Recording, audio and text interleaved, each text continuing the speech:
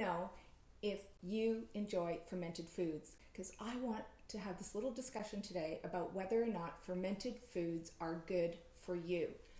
As you can see, I love fermented foods. I didn't go shopping before this little video. This is just what I happen to have in my refrigerator.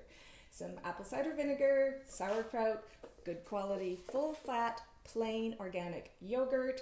I even have a little SCOBY that's used to make, it's kind of icky looking, but it's used to make kombucha, which I'll do in a couple weeks time. I have some kimchi, pickles. Pickles can be a good fermented food as long as they're not fermented with the use of vinegar. So check the labels. And I even have some miso. You can find recipes for most of these things on my website. Why do we want to eat fermented foods? Because they are good for our digestion, they are good for our immune system, and what is more important than that these days? And they're good for our mental health because of the whole gut-brain connection. You can read more about that on my blog. I think it's called Gut-Brain Connection. Anyway, what I really want to get across to everyone today is that there isn't just one size fits all food plan or diet or whatever you want to call it for everyone. Even though there's a lot of people online that will lead you to believe that their one diet or their one plan or way of eating is perfect for everyone. We're all biochemically unique, so that is not possible. So I'm speaking primarily today to people who are allergy sufferers. If you are an allergy sufferer, you probably know the word histamine. Now, unfortunately, fermented foods are high in histamine.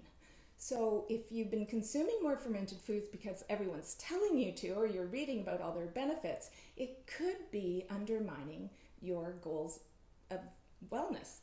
But I also want to mention, if you are an allergy sufferer and you have anxiety, and as you know, I work in mental health, trying to help people get a little happier and calmer and get our brains firing and our memories working really well. That's what I do.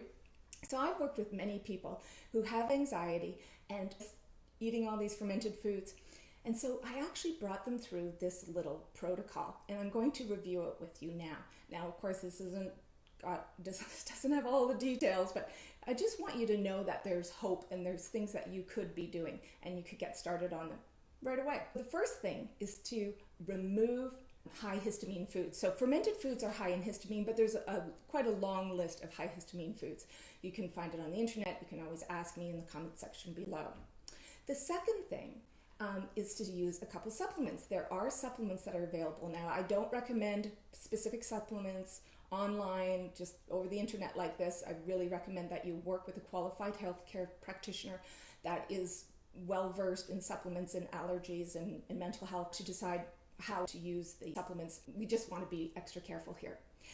Then you need to do some gut work. And if you've been following me for a while, I'm always talking about how all health starts in the gut. There's all kinds of information about how to manage your gut health on my blogs and in my programs, that kind of thing. So just, again, it's not a 1, 2, 3 done in a day kind of thing. These are long processes. And then the fourth one would be, and I want to stress this, is that after a while, you can start reintroducing some of these high histamine foods because they are really healthy foods. Some other high histamine foods include spinach, avocados, strawberries. That you start paying attention. Oh yeah, I had avocado, and then I had more symptoms. I had some more anxiety, or I had some more allergy symptoms. Again, there isn't one perfect diet for everybody.